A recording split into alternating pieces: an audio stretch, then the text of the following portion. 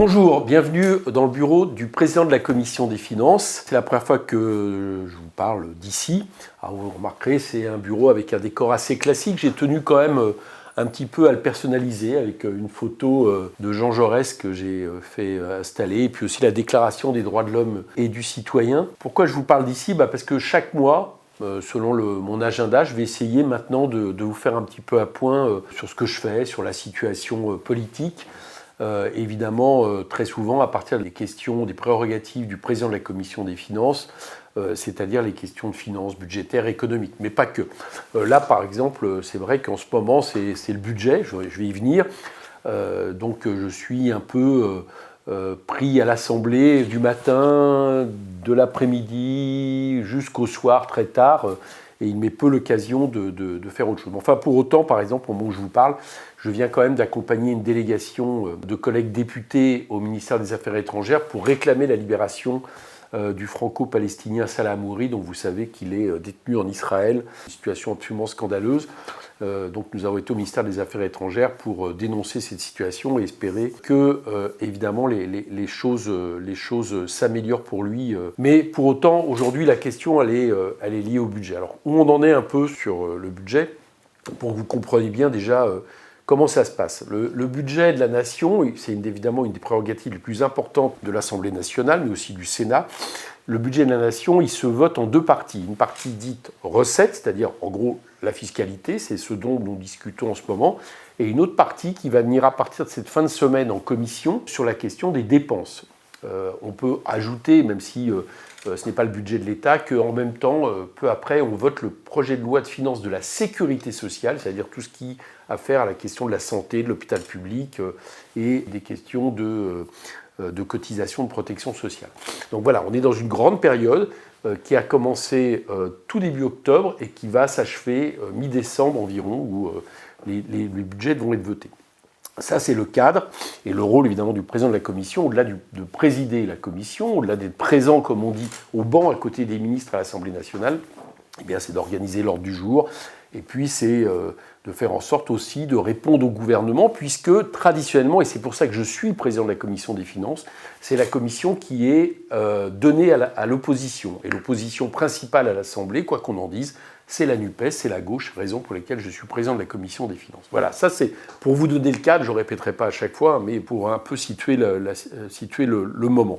Alors le moment, il a une deuxième caractéristique, c'est que vous savez qu'on est dans une assemblée où il n'y a pas de majorité derrière le gouvernement. Il y a une minorité, il y a des groupes qui soutiennent le gouvernement, mais qui, si toutes les oppositions votent la même chose, eh bien, se retrouvent minoritaires. Et c'est exactement ce qui se passe pour ce budget. C'est-à-dire que le gouvernement a proposé un budget sans trop tenir compte justement de cette question de rapport de force. Et depuis qu'il est soumis à la commission et puis en séance, eh bien, il accumule défaite sur défaite au niveau d'amendements quand même relativement importants et qui, j'allais dire, cassent un peu la logique de ce budget. Voilà, c'est à ça qu'on assiste. Alors, il y a eu pas mal d'amendements votés. Je donne un exemple. On a voté le rétablissement de l'exit tax, c'est-à-dire la taxe qui pénalise ceux qui partent à l'étranger pour faire de l'optimisation, voire de l'évasion fiscale des chefs d'entreprise. Par exemple, un deuxième amendement, c'est sur l'idée que les personnes qui sont en EHPAD disposent des mêmes droits fiscaux que les personnes qui sont gardées à domicile. Voilà des choses qui sont liées à la question de l'égalité entre nos concitoyens dits du troisième âge. Et puis évidemment, un amendement qui a défrayé la chronique, c'est un amendement qui a été proposé par un collègue du Modène, Jean-Paul Mattei, sur la taxation des superdividendes, c'est-à-dire de regarder les entreprises qui, par rapport à la période d'avant-crise, ont distribué des dividendes de manière excessivement plus importante, et donc avec une taxation qui renvoie à la question de la taxation des super-profits. Bon. Il y en a eu d'autres. Le gouvernement estime que c'est des amendements qui coûtent 8 milliards au budget. Bon, je n'ai pas fait le calcul moi-même, je crois que c'est un peu exagéré, mais en tout cas, il y a beaucoup d'amendements qui ont été votés. Et le gouvernement sait que s'il continue les débats, il va continuer à accumuler des défaites de ce type, et puis à la fin, il ne sera pas majoritaire sur le budget. Alors donc, il nous menace, enfin il fait plus que nous menacer, d'un 49-3. Le 49.3, on en parle beaucoup, peut-être que tout le monde ne sait pas ce que c'est. C'est assez simple. Le gouvernement fait passer une loi ou un budget sans vote. Voilà, c'est comme ça, c'est relativement simple. Vous n'avez plus de problème de démocratie. Il n'y a pas de vote à l'Assemblée. Le gouvernement passe son budget. Il a le droit à chaque session de faire passer une loi sous ce type, mais le budget, c'est différent. Il peut faire passer toutes les parties du budget par 49.3. Donc on aborde une période où le gouvernement nous met une espèce de menace. Si, en gros, vous modifiez trop le budget, si vous montrez, vous les oppositions, que vous n'allez pas voter pour, eh bien nous allons imposer le 49.3. Et c'est ce qu'ils s'apprêtent à faire. Ils l'ont reconfirmé ce lundi matin par la voix de Bruno Le Maire, hier soir par la voix de la Première ministre. Ils vont imposer le 49.3 à l'Assemblée nationale. Voilà le contexte dans lequel nous sommes, qui est un contexte un peu bizarre, parce que moi je considère que c'est un aveu de faiblesse. Ça veut dire que vous n'avez pas de majorité à l'Assemblée pour faire passer votre budget, et vous recourez à cet expédient. Le bilan, c'est qu'il y aura une motion de censure. La NUPES va déposer une motion de censure suite à ce 49.3, et on verra bien qui la vote pour décider, pour non seulement cette fois-ci mettre en échec le budget, mais aussi pour du coup décider que ce gouvernement n'a pas de légitimité. Bon, on verra bien, nous on va le mettre sur la table, on verra bien quelles oppositions l'adoptent. Donc ça c'est la situation budgétaire, un gouvernement... Moi j'ai une image un peu, c'est un peu, vous savez, le coureur de 110 mètres haies, ces courses où vous avez un sprint avec des haies, et mon impression c'est que le gouvernement il se prend haie sur haie, quoi. C'est-à-dire, bon, et à la fin on sait qu'en général ça se termine mal pour l'arrivée. Voilà, on en est là. Face à ça, en même temps, il y a une mobilisation sociale d'ampleur qu'on voit qui monte à partir de la question des salaires. C'est-à-dire que vous avez les salariés des raffineries, les salariés de grands groupes comme Total qui se disent « bon, c'est quand même un peu étonnant ces groupes qui battent des records de distribution des profits et des records de distribution en dividendes, mais qui n'acceptent pas d'augmenter les salaires de leur personnel. » Et comme le gouvernement avait dit depuis quelques mois, nous allons demander gentiment, poliment à ces entreprises d'augmenter les salaires, mais que rien n'est venu, ils se sont mis en grève et ils ont utilisé leur droit de grève jusqu'au bout, c'est-à-dire jusqu'à bloquer les raffineries. Voilà. C'est la situation qu'on connaît avec le bras de fer que nous connaissons et avec un gouvernement qui, une fois de plus, montre de quel côté il est. Parce que le gouvernement pourrait dire, par exemple, nous appuyons les revendications de ces salariés. Je vous rappelle qu'il demande, le point de départ de la discussion, c'est 10% d'augmentation des salaires, quand par exemple le patron de Total s'est augmenté de 50% l'an dernier et a vu ses revenus monter à 6 millions d'euros. Je ne sais pas si vous vous rendez compte de ce que ça donne par mois. Donc que les salariés réclament 10% d'augmentation quand dans le même temps les profits ont été multipliés par 2, chacun comprendra qu'il y a une légitimité. Le gouvernement pourrait dire, bon on a demandé à Total d'augmenter les salaires, ils ne l'ont pas fait, les salariés font grève, c'est normal qu'ils le fassent et on les soutient. Au lieu de ça, vous savez, ils réquisitionnent les raffineries. Moi, je crois que ça ne changera pas grand-chose. Pourquoi ? Parce qu'on sent que dans le pays monte une protestation sociale qui se matérialise de plus en plus par des grèves. Il y a des grèves dont on ne parle pas, mais qui ont lieu actuellement dans le pays. Et puis par des mobilisations dont peut-être, finalement, en termes massifs, le premier élément vient d'être donné ce dimanche, avec la marche contre la vie chère, contre l'inaction climatique, et puis aussi, je vais en parler après, contre la réforme de retraite qui a été décidée, qui a été appelé au départ par la NUPES, rejoint par d'autres organisations politiques, je pense notamment au NPA, des associations, des syndicats qui ont appelé, et on s'est retrouvé hier à Paris avec le succès qu'on sait, 140 000 personnes. Moi j'ai tendance à dire que c'est le début d'un 49.3 populaire et massif. C'est-à-dire face à un 49.3 du gouvernement qui est minoritaire, eh bien vous avez un 49.3 majoritaire qui commence à monter dans le pays et dont on peut penser que le prochain épisode, ça sera demain, mardi 18 octobre, avec l'appel à la grève interprofessionnelle, avec une manifestation qui, à mon avis, sera très importante aussi. Et je pense que d'autres suivront. Voilà. On est dans ce contexte. D'un côté, un gouvernement qui impose un 49.3 minoritaire à l'Assemblée. De l'autre côté, une opposition de gauche à l'Assemblée et en lien, en phase avec la mobilisation sociale, qui entendent imposer un 49.3 social, populaire et massif au gouvernement, et pourquoi pas à terme censurer le gouvernement, l'empêcher d'appliquer ses mauvais coups, et je pense notamment à ce projet de réforme des retraites qui est prévu pour début janvier.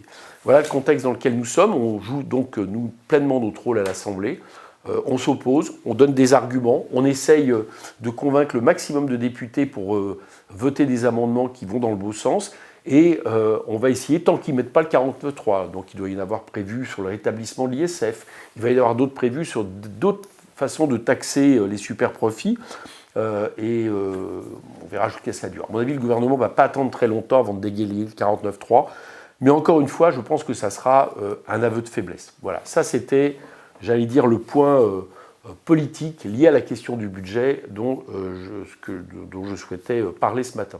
Bon, vous avez compris que mon activité était beaucoup à l'Assemblée. Alors du coup, j'ai un peu moins le temps d'aller sur le terrain, sur ces mobilisations. J'avais plutôt cette réputation et je pense qu'elle a mérité de m'y rendre très souvent ces dernières années. Je vais y retourner. On ne se corrige pas comme ça, puis je pense que c'est évidemment nécessaire. Bon, il faut aussi dire qu'on a plus de collègues. On a 75 députés qui peuvent aussi se partager un peu plus sur le terrain. Mais évidemment, je m'y rendrai. Bon, par contre, je ne laisse pas évidemment de côté le travail en circonscription. Et où il y a évidemment là aussi beaucoup de choses à faire. Je vais être très rapide, mais la principale question qui se pose en circonscription, ça reste la question du logement. À la fois parce que les prix, ma circonscription, pour que tout le monde sache, hein, c'est Saint-Ouen, Épinay, Île-Saint-Denis, la partie sud de Saint-Denis, et on sait que les prix du logement ne cessent d'augmenter dans ces villes, avec le fait que les gens se retrouvent dans des situations très compliquées, obligés parfois de partir toujours plus loin. Hein, c'est la question de la discrimination spatiale qui se joue. Et puis il y a aussi beaucoup de logements indignes. Je voudrais aussi pointer un problème ce matin, qui est la question, j'allais dire, de logements indignes, presque indignes, dans des logements sociaux, et qui sont souvent appelés à être soit rénovés, soit parfois complètement détruits dans le cadre des projets de l'ANRU. Alors il y a des projets comme ça à l'île Saint-Denis, de grandes tours d'un quartier Marcel Paul, il y en a d'autres à Saint-Ouen, et où très souvent, comme c'est prévu d'être détruit, l'entretien des ascenseurs, du nettoyage, etc., est vraiment pas au niveau qu'on peut espérer quand on habite dans les logements de ce type. Et donc ça, c'est une des thématiques sur lesquelles j'essaie de peser, notamment face aux bailleurs sociaux, pour dire que même si ces immeubles doivent être détruits, jusqu'au dernier jour, les gens doivent bénéficier de conditions normales de vie. On en est loin. Il y a aussi la question, quand même toujours liée, du rapport entre la police et les populations. Bon, vous avez vu comme moi qu'il y a eu pas mal d'affaires récemment liées avec le refus d'obtempérer et avec malheureusement pas mal de gens qui ont été tués, encore récemment à Paris ce week-end. On essaye là aussi d'y travailler avec les collègues de l'Assemblée, notamment pour remettre en question la loi de 2017 qui autorise les policiers à faire feu dans ce genre de situation. Alors il peut y avoir des situations de légitime défense, hein, où un policier, une voiture essaye de tuer un policier, mais enfin malheureusement très souvent aussi, on l'a vu, c'est pas toujours le cas, et c'est parfois une utilisation d'armes avec les conséquences terribles et dramatiques auxquelles maintenant il faut faire face. Dans ma circonscription, d'ailleurs, le 5 novembre, il va y avoir une marche en mémoire de Yanis, un jeune qui est mort il y a 2 ans suite à une poursuite avec la police. Et je serai à cette marche pour rappeler qu'il faut absolument que les rapports avec la police soient différents dans les quartiers populaires. Voilà, il y a aussi, et je terminerai là, la question toujours des écoles, beaucoup, c'est-à-dire de non-remplacement, de problématiques qui peuvent se jouer, où là aussi, c'est évidemment très souvent dans des villes populaires comme celle de ma circonscription, des choses sur lesquelles, évidemment, je tiens à être très présent et à mobiliser auprès des parents, des enseignants. Voilà. Ça, c'était un petit mot pour la circonscription. Et puis, on se retrouve dans un mois. On fera un peu le bilan de cette période de budget. Et j'espère, pour tout vous dire, qu'on sera dans un moment de mobilisation encore sociale plus fort, surtout si le gouvernement persiste dans sa volonté de mettre en place un projet de réforme qui aurait pour objectif de faire travailler les gens plus longtemps au lieu de partager le temps de travail et les richesses. À bientôt.